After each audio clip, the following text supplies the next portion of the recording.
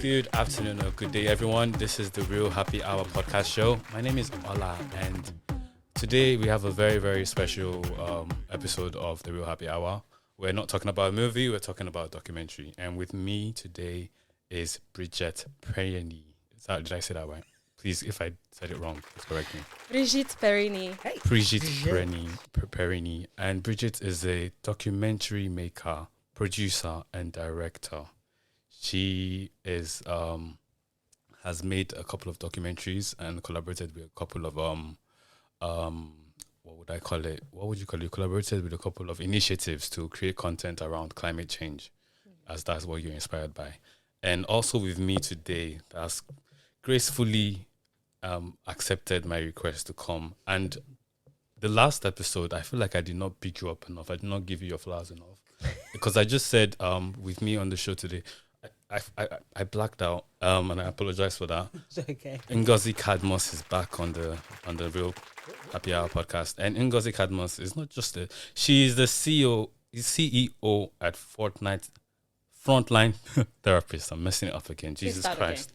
And she's a data-driven mental health and diversity, equity and inclusion consultant. And I met her at an event where she was speaking about the importance of equality in the workplace and the effects of that for the diverse sort of colleagues in the workplace, and how important it is to sort of be aware of equality and diversity in the workplace and to improve on that. So thank you very much, Ngozi, for coming back. So today, we are talking about a documentary. And Bridget, if you could just sort of say a bit about the documentary on climate change that you made, when you made it, and what inspired it. Okay. Where should I be looking? You can look at us, yeah. So the Rewilding the System climate change documentary was a residency grant from an organization in the north of England. And when the application for the grant was going around, we wanted to focus on, and it was on climate change, we wanted to focus on the people whose voices are often excluded from the conversation of climate change. And those are the people in the communities that are seriously being affected. We are all being affected by it, but more so those in the communities, like in the farming communities, more drastically affected by it. So that was the theme, and that was the goal. And I filmed in Ethiopia. I'm not a technical person when it comes to documentary filmmaking, but I filmed this project with my phone, with my iPhone.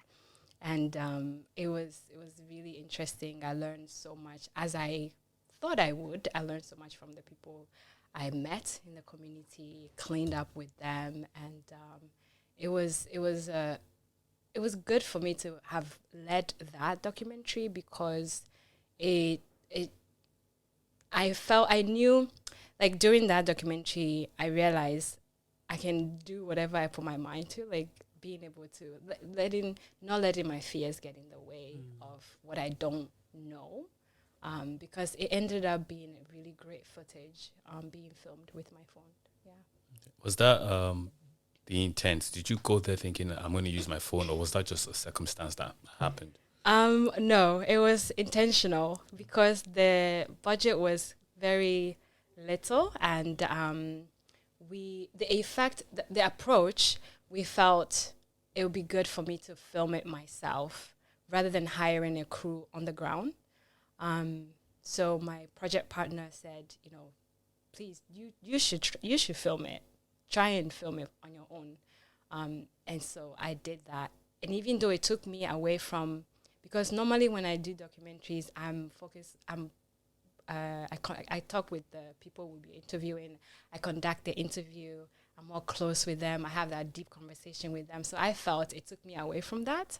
But it also, I learned another skill set. So yes. So Ngozi, did you watch the documentary? What did you think about the documentary? Yeah, I felt there's a particular guy that he said something quite potent, didn't he? He said that the developing world has, adversely impacted, Africa and its, the wildlife and the nature. and though they're trying to give back, it just doesn't equate to the damage that they've done. And I just thought that was quite powerful. And we spend a lot of time with climate change about the Western world, but how about the effects of England, America, Canada in their race to become so developed? And we know they've pillaged Africa, but they don't have to be in the country of Africa to pillage it. What they're doing in the UK, what they're doing in America, is affecting Africa, and that's what is kind of crazy about it. And I thought that was quite powerful when he kind of said that whatever is happening in the UK and the way we are not being mindful of how we're using the energy and the God-given resources that we have affects everywhere in the world. So it shows you how interconnected that we are. So I thought that was quite a powerful. I saw that too. I felt like the message was around. It's not just we're not separate. We're living in a global village, and we really should start looking at ourselves as a community instead of as separate countries. And that if we look at that, then we can be more aware of the effect that one country that's more developed, that's creating all of these emissions and all of that, the effect it can have on the developed or the developing countries. I also was surprised to see the greenery in Ethiopia. I unfortunately when content around Ethiopia pops up, it's usually like a desert or like Really? or is it? What am I thinking? Unless I'm thinking of somewhere else. I just feel like it's just the image I have is usually dry land, dry, and there's It's more dry, arid, more in West Africa and Sub-Saharan Africa, then isn't it? Than East Africa. Yeah. Yeah, and you know, they are really big on planting trees. Where we were, where the film, the climate change film was produced, Awasa, they, everywhere you look, there are like trees, greenery, and what I found out from one of my characters, he said, when you buy a space, the government will ask you to plant 1 or 2 trees around either your restaurant or the post office, and you are obligated to do so. So, and also right now the Prime Minister has launched the third initiative to plant over like 1 billion trees per year. And he's even extending that initiative to the neighboring countries so they can come on board to plant trees, because in the documentary we did say when you plant trees pull the soil together. And yes, and so when there's like there's a desertification, the ground now it has there's no roots, nothing pulling it together, so it cracks the ground, and that's what some of the community people are. That's what's affecting their crops, because they lose crops 6 months in the year, 3 months to drought, 3 months to flooding. Wow. So there was one thing that stood out for me in that documentary, was where you mentioned that you were not interested in telling their story. You wanted the people to tell their story. And how important was this for you? And let's just start from there. The way I see storytelling, being that I've been in front and now behind the camera, I believe people, they are the holder of the story, and what they are doing is giving us they are giving us an invitation to come and guide them, tell their story. And so I will the story is more rich when you collaborate with the people with the lived experience. So whenever I have a story or I'm on a project, I always focus on the people, because they are going to, once we have that relationship, that connection with them, people want to be seen. They want to feel seen. And so when you give them that space, you create that environment, they will share anything with you. So for me, with the climate change story specifically, because when I was doing my research, I really realized that they are left out of the conversation. And it's like, it doesn't make sense to me. So that was my focus. That was my driving point when I went to Ethiopia. Normally I will have my questions ready. I did the research, I read, but for some reason this time I didn't go with questions. I start a conversation, and then their responses lead me to the next question. Yeah. So they literally That's guided proper me journalism right tell there. the story. Come on. They guided me tell their story the way it should be told. Awesome. Because is there anything you'd like to, or should I just, anything you'd like to add to that? No, because that was the Okay. question. All isn't right. it? Okay. So that leads me to the bridge to the documentary that was made about you, the children's childhood documentary. My Jesus stolen Christ. childhood. I am really nervous. I Hola. think. Relax now. Yeah. So it was a very interesting documentary, and the very first 5 minutes, I was cursing. Like, I was cursing. So coming from where you just finished off, where you said you found the importance of sort of owning your story and being responsible for telling it. Ngozi, what impact do you think? Because you've seen the documentary, obviously. So to hear what she just said now, how can you, like, in therapy world, how can you sort of bring it together? Like, okay, this is the reasoning behind it, or this is her goal behind that. Yeah, I think that 'cause I was thinking as you were talking about, being guided by the participants in the documentary, how, as a documentarian, it's a bit like being a researcher. And a researcher is a bit like being an anthropologist, essentially. You are allowing the artifacts, the people, the humans, the things to tell their story.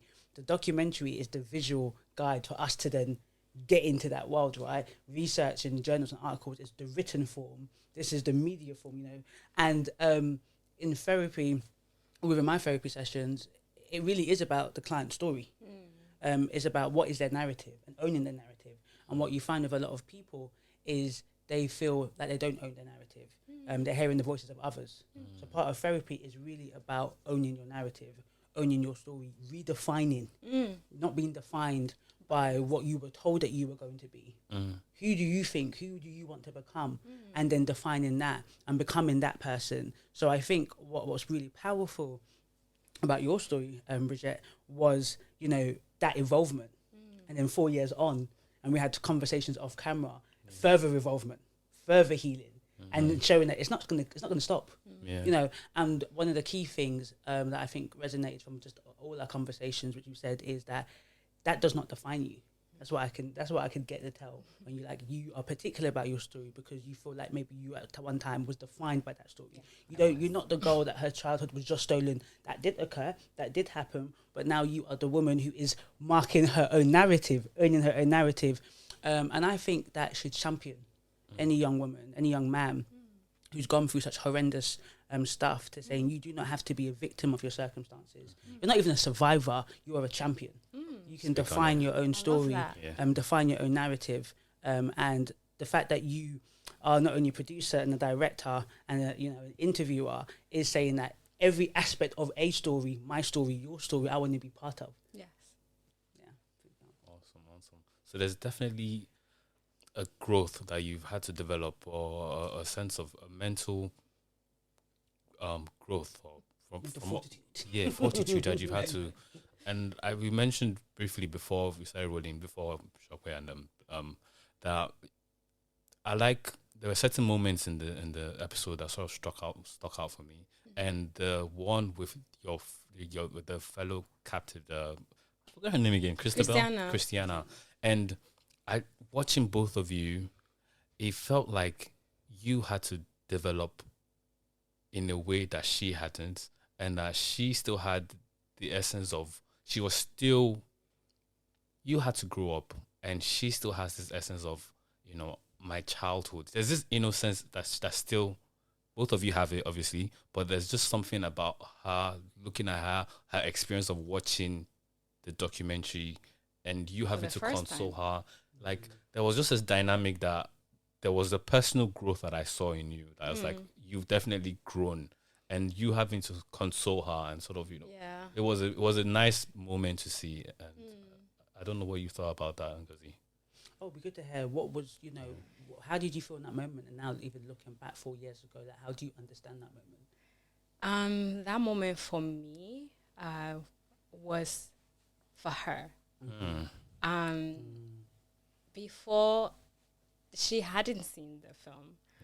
And before meeting her, before that day, I had seen it many times and wept many times, every time I watch it. But for the film, because this story lived in my head since I was 10, and for me, it was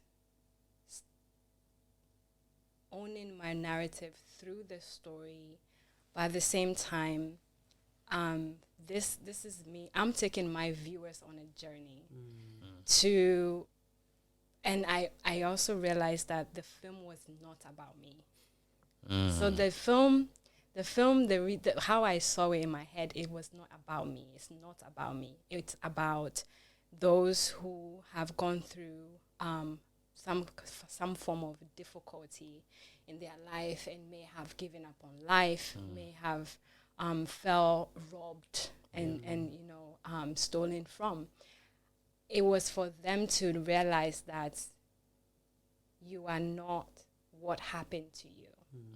And I am here to show you that we are stronger than what we've gone through.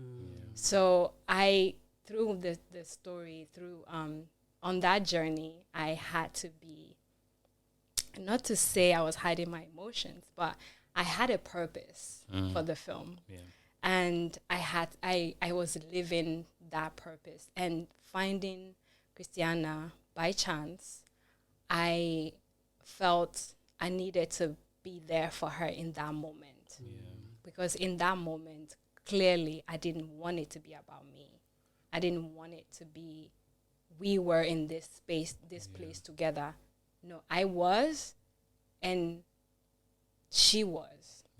And we were both removed out of it, but she still lived in the community, in the environment.